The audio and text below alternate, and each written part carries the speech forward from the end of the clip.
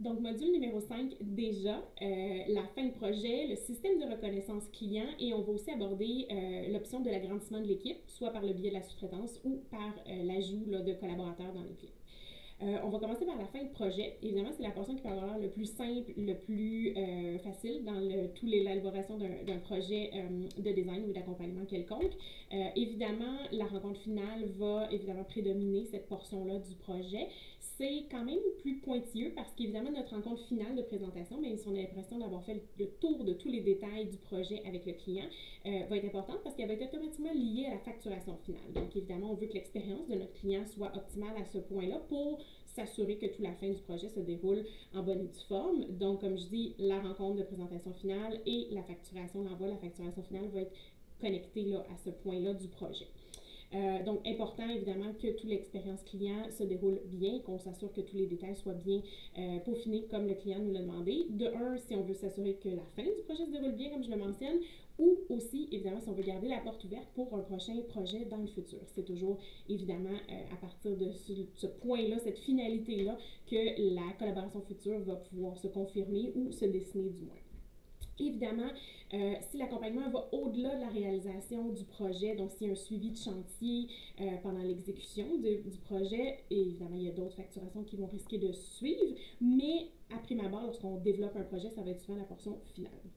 Il est évidemment important de bien déterminer notre processus de facturation, comme on a vu déjà au départ de l'accompagnement, pour que la phase d'exécution, donc tout l'accompagnement du suivi de chantier, soit bel et bien clair pour le client et que tout soit bien mis en place pour cette portion-là. C'est ce qui va nous faciliter la tâche. Donc, autant l'implication que vous allez avoir auprès de votre client, que du chantier, que des entrepreneurs, que des corps de métier, ça va être la portion qui va être la plus importante de préparer à l'avance parce qu'après ça, on va être dans la vitesse, on va être dans les questions, les réponses, les courriels, les téléphones. Donc, c'est évidemment pas le moment là, de valider l'accompagnement ou de quelle façon on va être présent pour notre client. Il faut que ce soit fait, évidemment, avant. Donc, dans l'outil numéro 4, évidemment, vous allez trouver une bonne base pour tout préparer la procédure à cet effet-là pour que votre client soit au courant et que toutes les clauses comportant votre accompagnement soient bel et bien rédigées parce que l'objectif, c'est que votre entente soit bien établie pour que personne n'ait de surprise et que tout se termine bien. Donc, pour la conclusion qui peut se faire donc soit à la fin de l'élaboration du projet ou complètement au moment où le projet est exécuté. Ensuite, le système de reconnaissance client. Donc, selon le moment où le contrat va être terminé, c'est toujours intéressant, c'est pas obligatoire évidemment, mais c'est toujours intéressant d'avoir un petit système de reconnaissance. Je pense que c'est un outil que les clients apprécient beaucoup plus qu'on le pense. Ça peut être un geste très très simple, qu'une carte, qu'un petit cadeau. Ça peut être un certificat cadeau. Il y a plusieurs options là, qui peuvent être faites. Ça, évidemment, il n'y a pas de bon ou de mauvais gestes, mais le concept est tout simplement de le baser sur la longueur de la collaboration, l'ampleur du projet. C'est ce qui va nous permettre aussi là, de venir boucler un petit peu la collaboration, notre appréciation face à notre client et à la confiance évidemment qu'il nous a démontré tout au long du projet et qui va venir nous permettre de dire, ben oubliez-nous pas pour un prochain projet. Donc, comme je dis, dans un monde où tout va très très vite, surtout dans la réno, la déco, c'est sûr que c'est un petit geste évidemment qui ne passera pas inaperçu. Donc, à voir. Le principe, la façon de l'apporter reste très très très personnel. Comme je dis, il n'y a pas de bon aussi ou de mauvais là-dessus. C'est tout simplement le but d'avoir quelque chose, un petit surplus qui nous démontre l'appréciation et l'appréciation de la confiance que le client nous a démontré tout au long du projet. Sous-traitance ou agrandissement de l'équipe. Évidemment, plus les projets vont se multiplier, plus on a bien bâti notre fonctionnement, nos processus, nos grilles, nos facturations, tout ce qu'on a vu dans les modules précédents, plus on risque d'être capable de prendre évidemment des nouveaux projets et toute cette préparation-là va aussi nous permettre de bien transmettre notre processus aux gens qui nous accompagnent. Donc, que ce soit en sous-traitance, que ce soit avec des employés dans l'équipe même, d'avoir une bonne base, c'est l'étape évidemment numéro 1.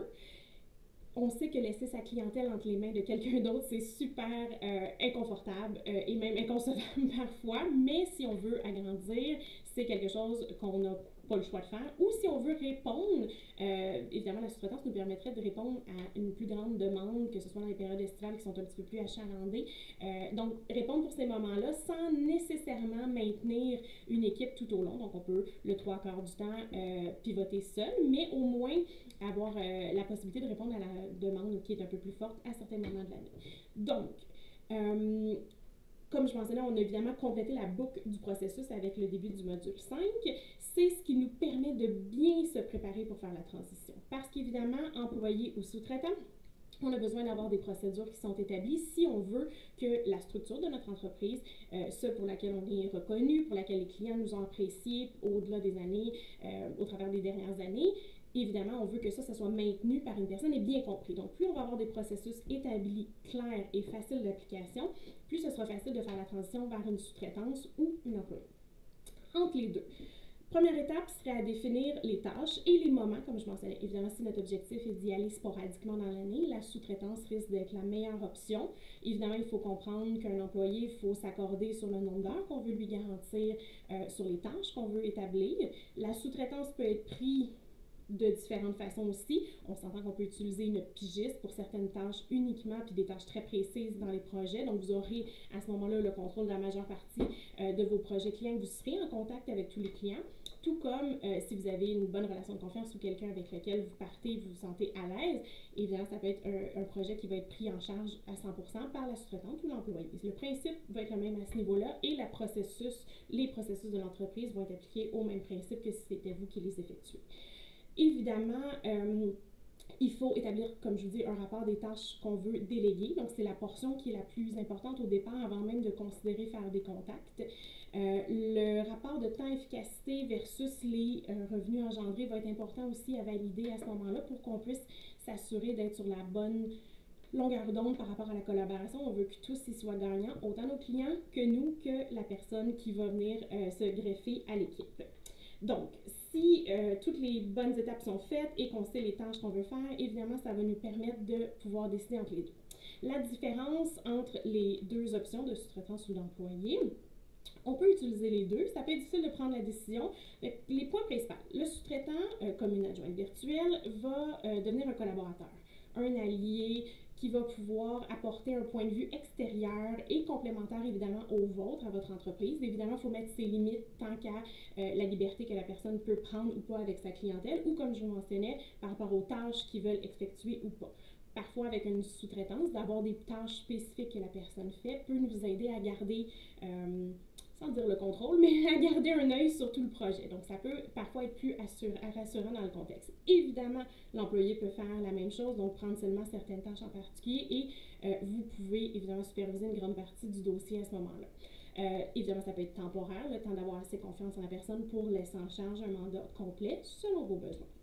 Donc, comme je mentionnais, le sous-traitant devient un collaborateur, devient un allié, devient quelqu'un qui va travailler de façon autonome et qui gère son temps de travail. Donc, évidemment, ça prend quelqu'un soit qui a l'expérience, soit que vous connaissez, soit que vous avez évidemment appris à connaître aussi, parce que tout se fait. Mais c'est quelqu'un qui va travailler de façon autonome et qui va être vraiment comme une plus-value, quelqu'un qui se greffe à l'entreprise. Donc, la portion employée, évidemment, elle aussi devient un apport à l'entreprise par le biais autant de son expérience antérieure que tout ce évidemment, ce qu'elle peut apporter à l'entreprise, le point de vue, les idées, tout le développement. Évidemment, d'avoir deux personnes, deux cerveaux dans une entreprise déjà donne beaucoup plus de jus, beaucoup plus de possibilités, agrandit évidemment toutes ces opportunités-là. Donc, c'est sûr que peu importe la formule, on a quand même des très, très, très bons points entre les deux. Par contre, comme je mentionnais, l'employé, évidemment, peut arriver avec moins d'outils qu'une personne en tant que travailleur autonome qui va arriver déjà avec ses propres outils, son propre horaire, mais le but d'avoir quelqu'un aussi directement à même l'équipe peut être bien parce qu'on peut faire plus facilement coordonner les horaires. C'est pas impossible au niveau d'une travailleur autonome, mais évidemment, il peut y avoir une certaine réalité. La travailleur autonome peut avoir d'autres mandats clients qui font en sorte que des fois, les conflits d'horaires peuvent arriver aussi. Donc, des points positifs et négatifs dans les deux cas. Donc, des petites nuances qui peuvent faire une différence selon où vous voulez apporter votre entreprise. Je pense que c'est l'important de garder en tête le but, l'objectif et qu'est-ce qui va être le plus positif pour le développement de votre entreprise parce qu'évidemment, c'est la raison même d'y ajouter quelqu'un. Si donc vous optez vers un travail autonome, évidemment, il faut s'attendre à rémunérer un peu plus la personne parce que, évidemment, au niveau d'un employé, vous aurez des déductions salariales à payer. Je ne rentrerai pas dans ces détails-là. Par contre, il faut quand même s'en attendre. Donc, il peut y avoir une certaine nuance qui s'explique très bien par les déductions là, qui vont être et tout simplement au niveau du salaire. Donc, c'est important de le considérer. Et évidemment, la personne en travailleur autonome, par contre, vous n'aurez pas de vacances à lui payer par exemple, tout simplement. Évidemment, la personne risque d'en prendre, donc il faut considérer par rapport aux horaires, mais ça reste que il peut y avoir des petites variantes au niveau de la rémunération qui sont importantes aussi à considérer. Évidemment, ce sont tous des points à considérer dans le point comme je disais, dans l'embauche au niveau des salaires, des déductions et surtout, comme je vous dis, l'objectif, de garder en tête l'objectif parce que ce qu'on veut, c'est créer des opportunités autant pour l'équipe que l'entreprise que pour la clientèle. On veut pouvoir offrir plus de services, on veut pouvoir prendre plus de mandats tout simplement. Donc, c'est ce qui permet à l'entreprise de grandir et les deux options sont importantes. Évidemment, le point peut-être le plus majeur dans tout ça, oui, de garder les objectifs en tête, mais aussi les valeurs. C'est pas un point qui est à négliger, au contraire, c'est un point qui est assez important de joindre deux personnes dans une même entreprise, surtout si une personne l'a déjà bâti dès le départ. C'est important que les gens qui vont se greffer à l'équipe partagent les mêmes valeurs, les valeurs de l'entreprise, les valeurs de la personne même, des gens qui sont présents. C'est là où, évidemment, tout va venir se souder ensemble.